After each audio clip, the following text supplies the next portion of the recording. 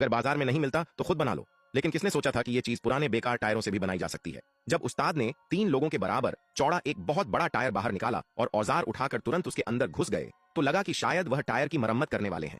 लेकिन असल में पेशावर की इस छोटी सी वर्कशॉप में बेकार टायरों को कीमती चीज में बदलने की तैयारी हो रही थी।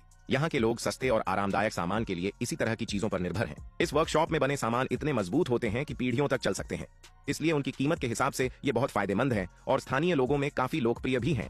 इसी वजह से यह छोटा सा कारोबार भी अच्छी कमाई कर रहा है। यहाँ कबाड़ जैसी कोई चीज नहीं मानी जाती। सबसे पहले टायर के किनारों को काटकर अलग किया जाता है और बीच के हिस्से को फैलाकर एक बड़ी रबर शीट बना ली जाती है। फिर तेज चाकू से हर परत के बीच की लाइन पहचानकर उसे ऐसे अलग किया जाता है जैसे टोफू काट रहे हों। कितनी परतें निकाली जा सकती हैं यह औजार की धार पर नहीं बल्कि कारीगर की कला और टायर की समझ पर निर्भर करता है। जहाँ दुनिया भर में लोग पुराने टायरों से होने वाले प्रदूषण से परेशान हैं, वहीं यहाँ यही टायर इस वर्कशॉप के लिए कीमती कच्चा माल है।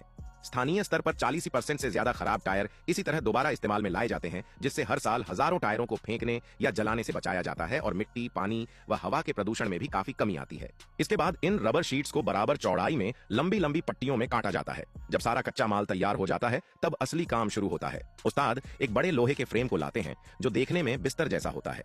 उसे सांचे की तरह इस्तेमाल करते हुए अलग अलग जगहों पर लोहे की पाइप फिट की जाती है और वेल्डिंग की जाती है। फिर रबर की पट्टियों में छेद करके उन्हें एक एक करके फ्रेम पर बांधा जाता है। एक तरफ बराबर दूरी पर फिक्स करने के बाद दूसरी तरफ खींचकर कस दिया जाता है। इसी तरह बार बार दोहराकर पूरा ढांचा तैयार किया जाता है। लेकिन सिर्फ एक दिशा में लगी पट्टियां वजन नहीं संभाल सकती, इसलिए उन्हें दूसरी दिशा में भी बुना जाता है।